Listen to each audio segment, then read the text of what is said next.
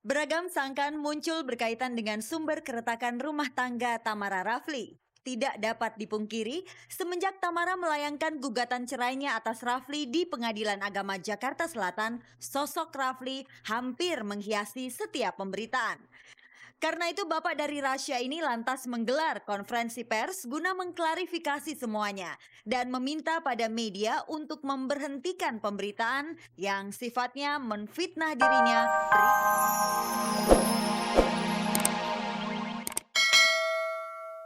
Selamat pagi pemirsa, selamat bergabung kembali di Gospot, gosip terdepan seputar orang ternama. Senelan akan mengajak Anda untuk menjelajahi seluk-beluk kehidupan dunia selebriti, menjaring gosip terpanas dan membongkar fakta yang tersembunyi di balik gemerlapnya kehidupan dunia selebriti. Jangan lupa pemirsa, ada kuis berhadiah 3 juta rupiah untuk 3 orang pemenang. Kalau Anda mau hadiahnya, jawab pertanyaan kuisnya ya. Caranya ketik GS, spasi jawaban A atau jawaban B dan kirim via SMS ke nomor 6288. Simak beritanya sampai akhir tayangan nanti.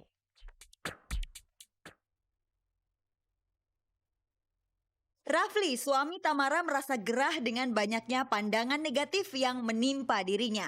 Serta pengakuan Ponium dan munculnya Anita sebagai korban baru atas perlakuan tidak senonoh Maxdon menambah pukulan berat bagi Maniar. Akan mewarnai lembaran gosip flashback minggu ini. Ketatnya jadwal harian Cornelia Agatha ditambah kesibukan barunya cukup menyita waktu berpacaran Cornelia. Akhirnya, The Next Indonesian Idol muncul. Nico Siahaan dan Sisi dibuat berkeringat dan gregetan oleh kedua putri kembarnya. Bagi Anda yang ketinggalan berita sensasional selama seminggu ini, Gospot akan segera mewujudkan keinginan Anda dan jangan sampai kelewatan lagi.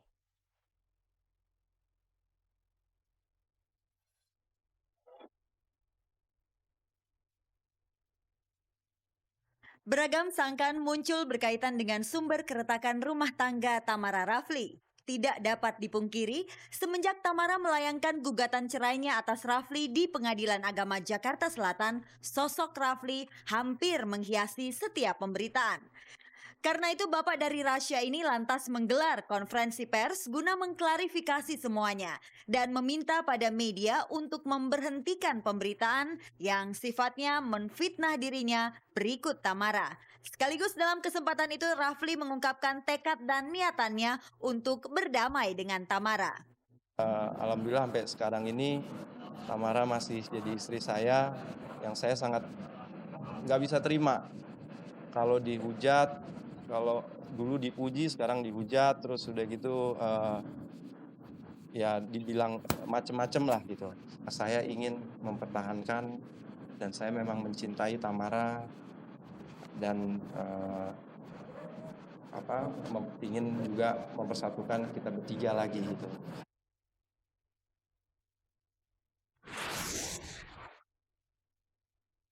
Maxdon, suami Imaniar, diduga terlibat kasus pelecehan seksual dan perkosaan terhadap Ponium, pembantu rumah tangganya sendiri.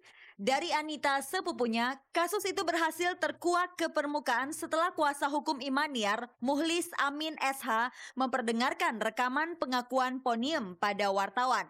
Asal tahu saja, sebelumnya Maxdon juga pernah tersangkut kasus serupa dengan pembantunya. Perlakuan tidak senonoh atas Ponium berlangsung sekitar akhir September 2004.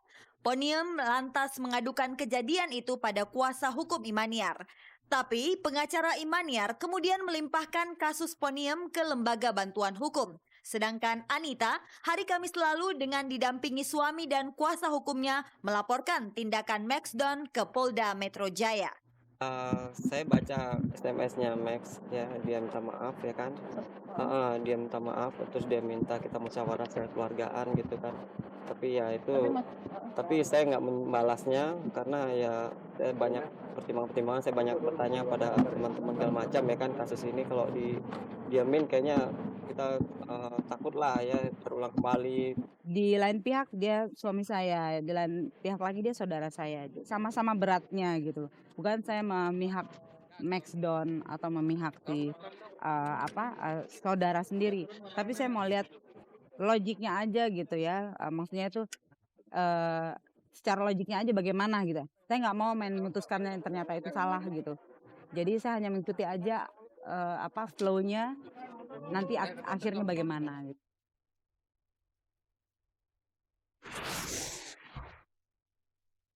Penjara bukan jadi jaminan untuk menyesali kejahatan. Kasus peredaran narkoba di dalam tahanan masih terus berlanjut. Penemuan bungkus sabu-sabu dalam sel Ibra Ashari kembali menguatkan bahwa keberadaan narkoba tidak mumpuni diredam lewat penjara sekalipun. Bungkus sabu-sabu itu ditemukan di bawah tempat duduk Ibra oleh petugas LP di saat melakukan kontrol rutin. Kemudian temuan itu dilaporkan ke Polsek Jatinegara dan praktis. Petugas melakukan tes urin atas Ibra serta beberapa tahanan lain yang satu sel dengan kakak kandung Ayu Ashari. Tes urin Ibra menunjukkan hasil positif. Kendati demikian, status Ibra masih sebagai saksi. Ibra yang saat ini tengah menjalani 2 tahun masa tahanan dari vonis hukuman 15 tahun terancam tidak mendapat remisi jika Ibra terbukti mengedarkan atau memakai barang haram itu. Kami menerima laporan dari petugas lapas Cipinang bahwa di lapas kedapatan barang di psikotropika. Setelah saya menerima laporan, saya memerintahkan anggota untuk mengecek kebenarannya di sana, dan ternyata memang benar ditemukan sabu-sabu sebanyak yang satu paket besar kurang lebih sekitar 10 gram lebih sedikit, yang satunya lagi sebanyak 8 paket kecil sabu-sabu. Kita tuh tidak bisa memvonis, toh nggak boleh memvonis orang bahwa itu punya yang bersangkutan kan nggak boleh.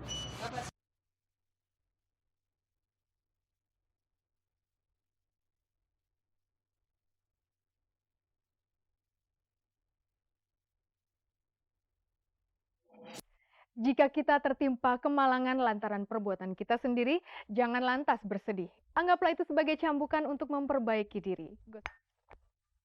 Nyaris serba bisa, dialah Cornelia Agatha. Kebolehan yang dimiliki Lia hampir merambah semua seni. Main sinetron sampai panggung teater, dan kini Lia merambah seni vokal. I haven't ever really found a place that I call. Karena kesibukan harian yang demikian padat, seringkali kita lupa untuk sekedar berdoa barang sejenak. Bayangkan kalau kita jadi artis multitalenta, bisa dipastikan dalam urusan beribadah dijamin kerap absen. Namun kenyataan itu tak berlaku bagi Cornelia Agatha. Kiprahnya dalam berseni tak sebatas dunia sinetron. Keseriusannya menekuni seni peran sampai-sampai menyeretnya ke dunia teater. Keasyikannya menggeluti profesi keartisan tak lantas membuat matanya silau. Kendati kesehariannya dipadati jadwal syuting dan pementasan, Lia begitu biasa ia disapa, rupanya juga aktivis rohani. Khotbah saya nggak bisa, saya bukan pendeta, jadi nyanyi gitu. Atau nggak kesaksian hidup, kasih pencerahan atau pengalaman tentang hidup sama orang-orang di gereja gitu. Menyalurkan keimanan lewat bernyanyi, rupanya jadi pilihan Lia. Jarang-jarang kita lihat Lia tampil membawakan lagu rohani. Tapi rasa ingin tahu kita melihat kegiatan kerohanian Lia bisa disimak dalam album rohani yang baru dirilisnya. Saya sebenarnya